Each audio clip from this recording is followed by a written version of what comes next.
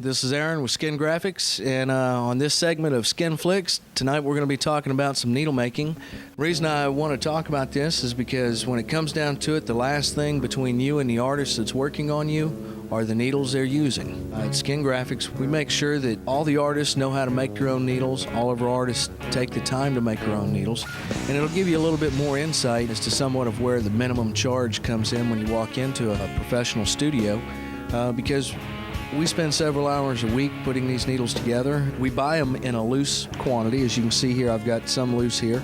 And then we take these needles and we tack them together.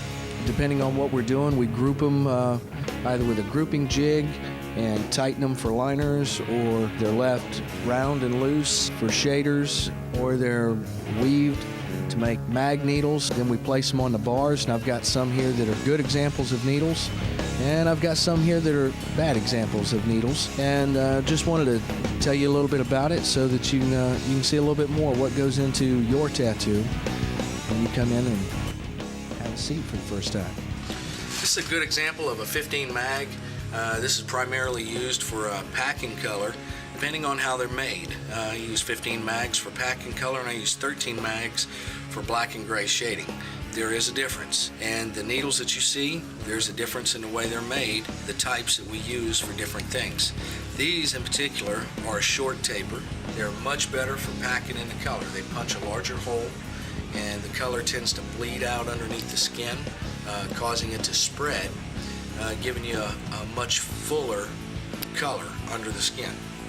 For shaders, doing black and gray, a 13 mag is going to be what you want to use, because the difference is, if you'll notice, this 13 mag is soldered back much further, giving these needles some give. They flex, and being made with a long taper, they punch a much smaller hole.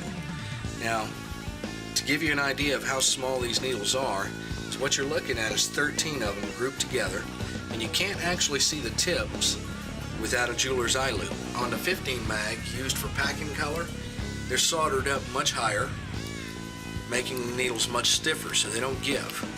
They puncture underneath the skin, causing that ink to bleed up underneath, giving you a much more full color.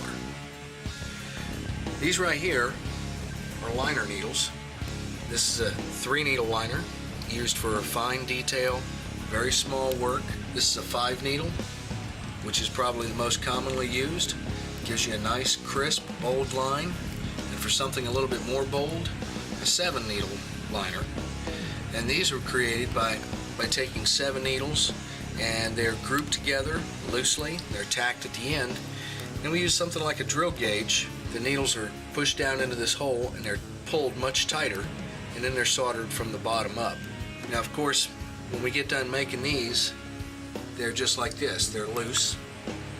Then we have to attach them to the bars ourselves. Once they're attached to the bar, when they're cleaned, check to make sure that there's nothing wrong with them. After they're cleaned and checked, they are placed into autoclave bags like these that I opened up for you, and they're marked and dated and run through the autoclave.